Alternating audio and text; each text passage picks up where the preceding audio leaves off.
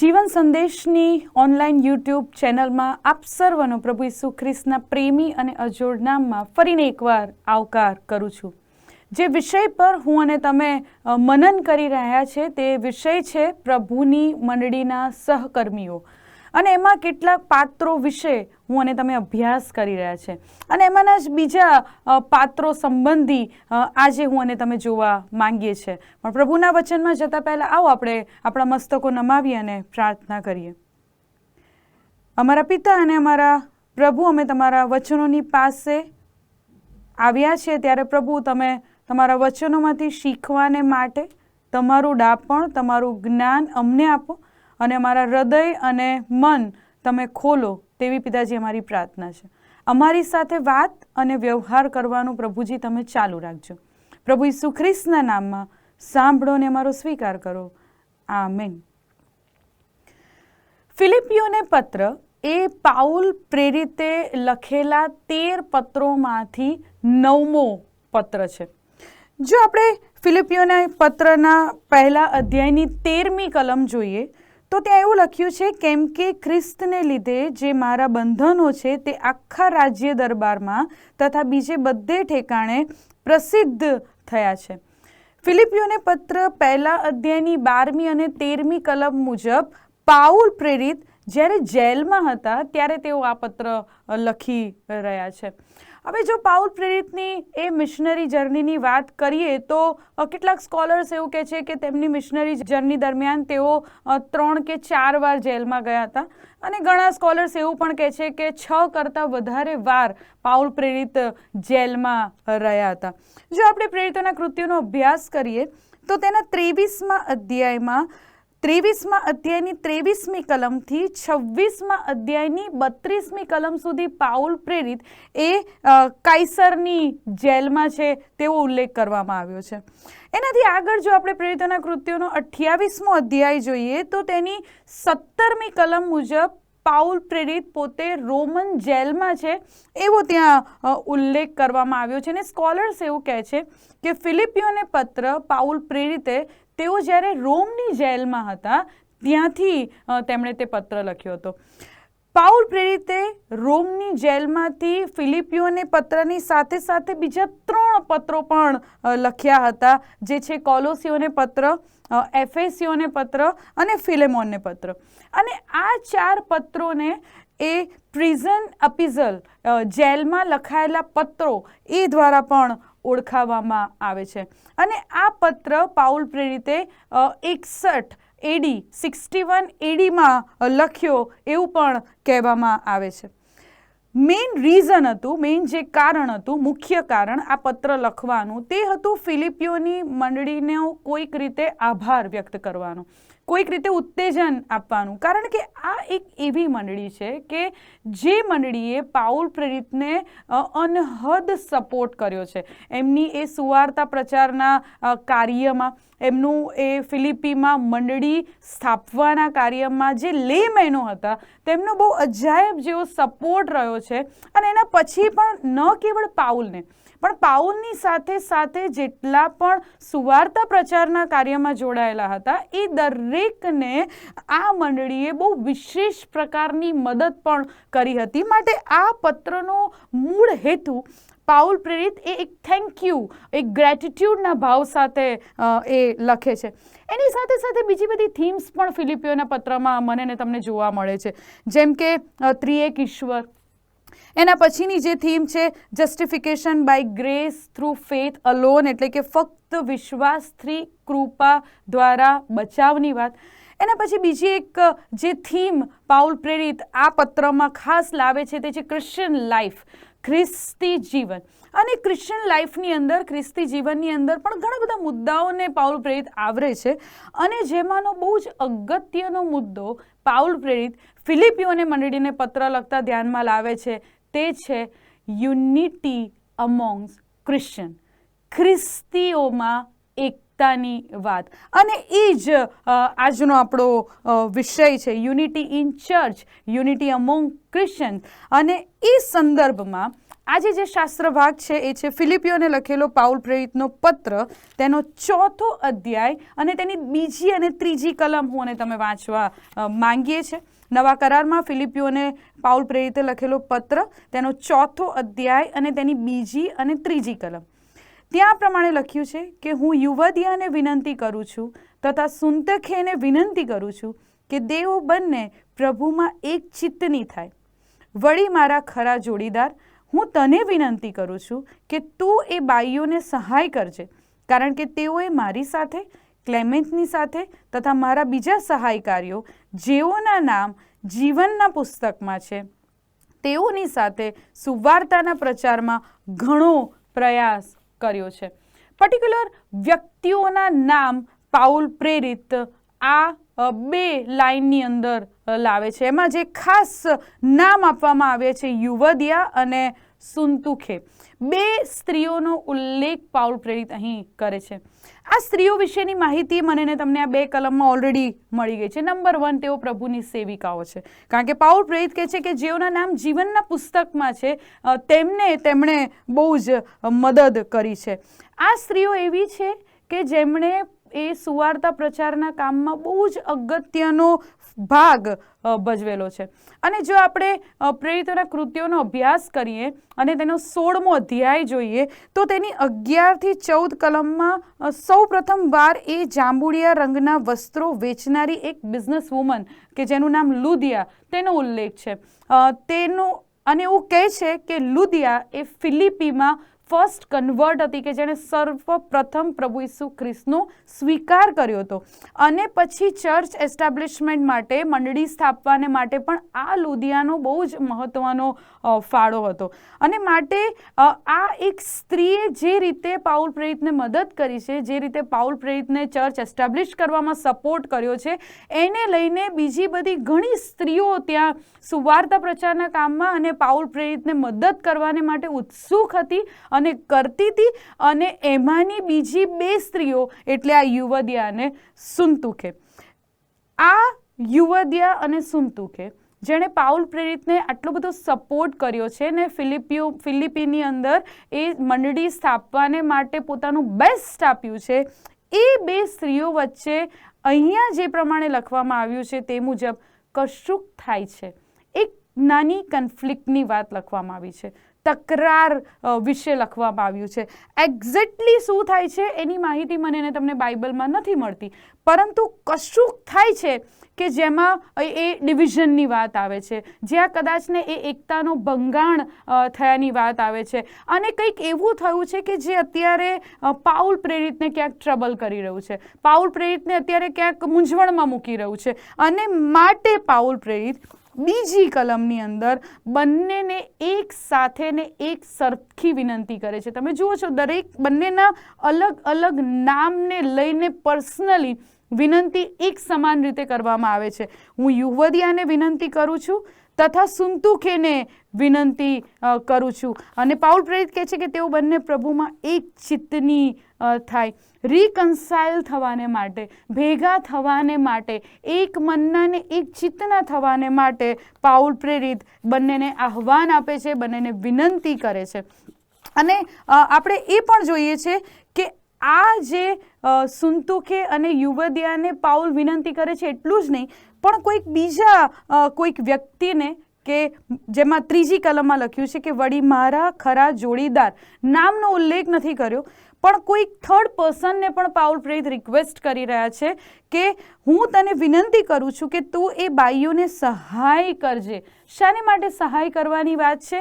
કે તેઓ ફરીથી યુનાઇટેડ થાય, ફરીથી તેઓ એકતામાં આવે, ફરીથી તેઓ એક મનના ને એક ચિત્તના રહીને જેવી રીતે પહેલાં તેમણે પાઉલ પ્રેરિતને તેની સાથેના સહાયકારીઓ માટે એક કાર્ય કર્યું હતું, જે રીતે બોજ સાથે મંડળીને માટે કાર્ય કર્યું હતું, તેને માટે તેઓ ફરીને એકવાર એક મનના ને એક ચિત્તના થાય એવી પણ વિનંતી પાઉલ પ્રેરિત એક બીજા વ્યક્તિને કરે છે. Paul knew that this unfortunate dispute needed to be cleared up. Paul એવું જાણતા હતા કે આ જે પણ આકસ્મિક આ તકરાર ઊભી થઈ છે, કે આકસ્મિક એવું કંઈક ઊભું થયું છે, એ જલ્દી સોલ્વ થાય, એ જલ્દી સરખું થાય, એ બહુ જ અગત્યનું છે. કારણ કે મંડળીની વૃદ્ધિને માટે, સુવાર્તા પ્રચારમાં આગળ વધવાને માટે પાયામાં રહેલી જો કોઈ જરૂરિયાત હોય, જો કોઈ બાબત હોય, તો તે બહુ સ્પષ્ટ છે. ઇટ્સ યુનિટી, એ છે એકતા. થોડી પણ ગેપ ખરા અર્થમાં દેવના રાજ્યની વૃદ્ધિ કરી શકતી નથી.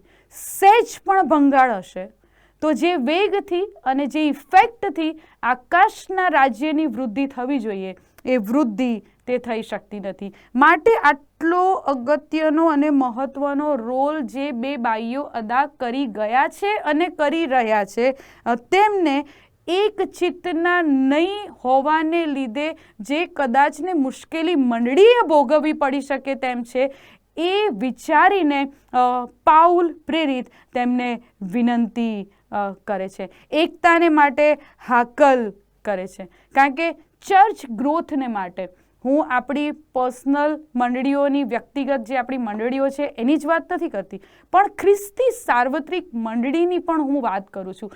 એના ગ્રોથ માટે unity is first and foremost. સૌથી પ્રથમ પાયાની જરૂરિયાત જો દેવની મંડળીની વૃદ્ધિ માટે હોય તો તે છે એકતા.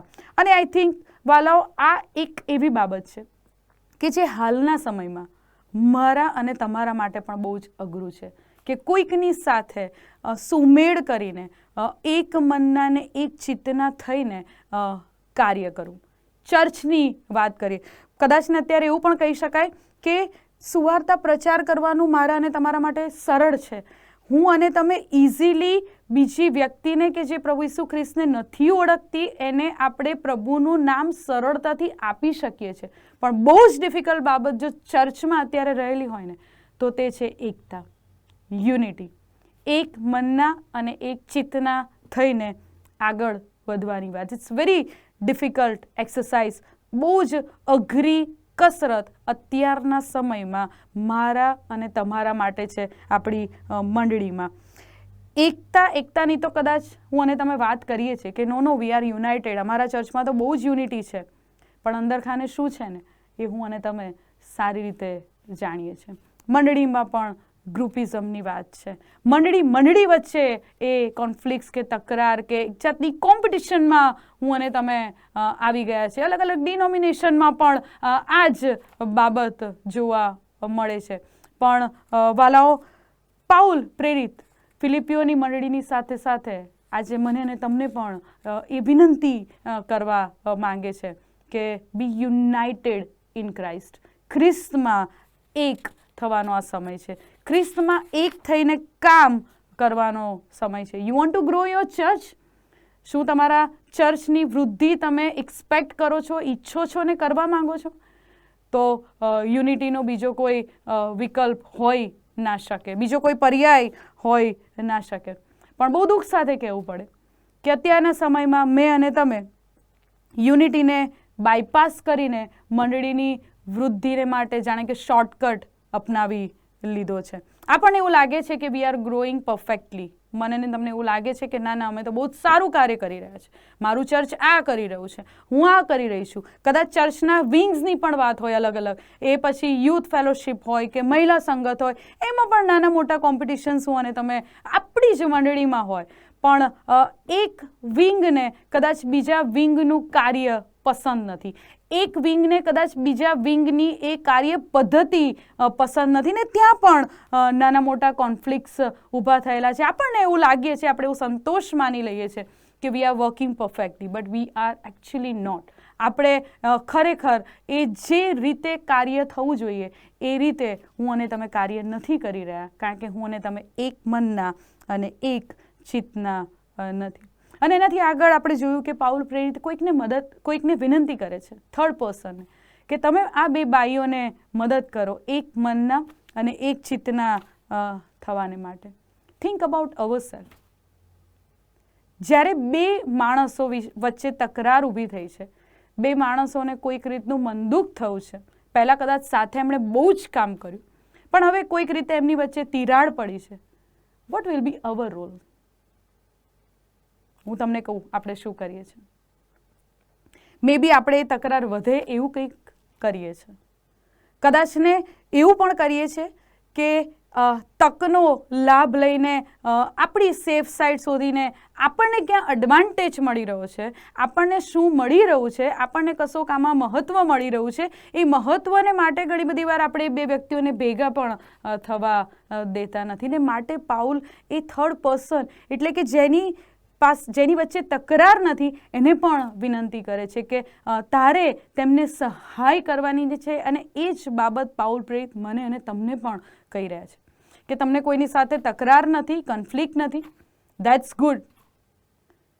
પણ કોઈક એવું છે કે કોઈક રીતે ચર્ચની અંદર, મંડળીની અંદર ફાટા પડ્યા છે, તો your role should be like this. તમારો રોલ આ પ્રકારનો હોવો જોઈએ. એ કોઈ ઓપોર્ચ્યુનિસ્ટિક નહીં, કોઈ તકવાદી નહીં, કે પછી બીજી કોઈક ગેમ રમવાની કોઈ વાત નહીં. માટે પાઉલ પ્રેરિત મને અને તમને બધાને આ વિનંતી કરી રહ્યા છે. પણ હું અને તમે આ યુનિટીનું જે આખો કન્સેપ્ટ છે એ ક્યાંક બાજુ પર મૂકી દીધો છે. અને માટે જ અત્યારે ખરા અર્થમાં આપણા churches, we as a church are not growing. Church તરીકે હું અને તમે વૃદ્ધિ નથી પામી રહ્યા. જે કાર્ય આપણા મિશનરીઓના સમયમાં થયું છે એવું કાર્ય હું અને તમે આ યુનિટી નહીં હોવાને લીધે નથી કરી શકી રહ્યા. ઘણી બધી વાર આ યુનિટી નહીં હોવાને લીધે ખ્રિસ્તી સમાજને કેટલા મોટા મોટા પ્રશ્નોનો સામનો કરવો પડે છે. અને માટે પાઉલ પ્રેરિત ફિલિપીની મંડળીના લોકોને અને મને અને તમને એકતામાં રહેવાનું કહે છે. વાલાઓ, સાથે હોઈશું ને તો તકલીફ થશે, કારણ કે દરેકની કામ કરવાની મેથડ અલગ અલગ છે, દરેકની સમજણ અલગ અલગ છે, દરેકની એ વિચાર શક્તિ અલગ અલગ છે. કન્ફ્લિક્ટ ઊભા થશે જ, કારણ કે તમે વિચારો પાઉલ પ્રેરિત અને પિત્તરના સમયની મંડળીમાં પણ આટલા બધા તકરારો ને બધું હું અને તમે અભ્યાસ કરીએ છીએ. કેટલી બધી જગ્યાએ નાની નાની ગેરસમજણ પણ ઊભી થઈ છે, નાના નાના એવા તકરારો પણ ઊભા થયા છે. તકરાર થશે ઊભી, કારણ કે બધાના વિચારો અલગ છે. પણ એ તકરાર કે કન્ફ્લિક્ટ કેટલું જલ્દી દૂર થાય એ દિશામાં મારે અને તમારે આગળ વધવાનું રહ્યું. અને કદાચ ને એને માટે પહેલ મારે કે તમારે પણ કરવી પડે. સમટાઈમ્સ વી વેઇટ, આપણે રાહ જોઈએ છે કે પહેલાં એ આવીને આ સોલ્વ કરવાની વાત કરે. બટ નો, પાઉલ પ્રેરિત મને અને તમને વિનંતી કરી રહ્યા છે કે આ જે કન્ફ્લિક્ટ છે, આ જે તકરારો છે, એ બધા દૂર કરીને એકતામાં, ખ્રિસ્તમાં એક રહીને આગળ વધવાની હાકલ મને અને તમને આપી રહ્યા છે. અને આજે છેલ્લે મારે એટલું જ કહેવું છે કે સાલ્વેશન પર્સનલ છે, વ્યક્તિગત તારણની વાત છે. કારણ કે વ્યક્તિગત રીતે મારે અને તમારે આપણા પ્રભુનો સ્વીકાર કરવો જ રહ્યો. વ્યક્તિગત રીતે મારે અને તમારે આપણા પ્રભુનો આપણા અંગત તારણા તરીકે સ્વીકાર કરીને એ જે તારણનો ટોપ મારી અને તમારી માટે રાખી મૂકવામાં આવેલો છે એની તરફ આપણે દોડવાનું જ છે. એની માટે આપણે ચિંતિત છીએ, આપણે પ્રયત્નો કરીએ છીએ, it's good. But I want to add, મારે એ આમાં ઉમેરવું છે કે ઈશ્વર પોતાની મંડળીને લેવા આવી રહ્યા છે. સાલ્વેશન પર્સનલ છે, વ્યક્તિગત તારણની વાત છે. પણ પ્રભુ ઈસુ ખ્રિસ્ત જ્યારે હવે આવશે ને વાદળોમાં, ત્યારે અંદર લખ્યું છે કે પોતાની કન્યાને લેવા આવશે, પોતાની મંડળીને લેવા આવશે. અને જો એ યુનિટીમાં રહ્યા હોઈશું તો ખરા અર્થમાં એ દેવની મંડળી તરીકે હું અને તમે સાથે પ્રભુ ઈસુ ખ્રિસ્તની સાથે ઉંચકાઈ જઈશું. આ વચનો સમજવાને માટે ઈશ્વર પિતા પ્રથમ મને અને પછી આપણ સર્વને તેમની કૃપામાં ધરી રાખે. આવો આપણે આપણા મસ્તકો નમાવી અને પ્રાર્થના કરીએ. પ્રભુ ઈસુ, આજે અમે તમારા મંડળીના લોક તરીકે તમારી પાસે આવ્યા છે. અમે સૌથી પ્રથમ તો પ્રભુ માફી માંગીએ છીએ, કારણ કે એકતામાં રહેતા અમને આવડતું નથી, અથવા તો ક્યાંક એ કન્સેપ્ટને અમે સાઇડલાઇન કરી દીધો છે. જે ગ્રેટ કમિશન, જે શાહી આદેશ અમે એમને આપ્યો છે, એ સુવાર્તા પ્રચારનો ને બધાને તમારું નામ આપવાનું, પણ એમાં પ્રભુ અમે એ મંડળીની એકતાને બાજુ પર મૂકી દીધી છે. ક્યાંક એકબીજાને કચડીને કાં તો એકબીજાને ધક્કા મારીને આગળ વધવાનું પ્રભુ અમે શીખી રહ્યા છીએ. પણ આજે અમારી પ્રાર્થના છે કે પ્રભુમાં કેવી રીતે એક થવું એ તમે અમને શીખવો. અમારા બધાની સાથે પ્રભુ તમે વાત અને વ્યવહાર કરો. પ્રભુ ઈસુના લીધે સાંભળો અને મારો સ્વીકાર કરો. આમેન.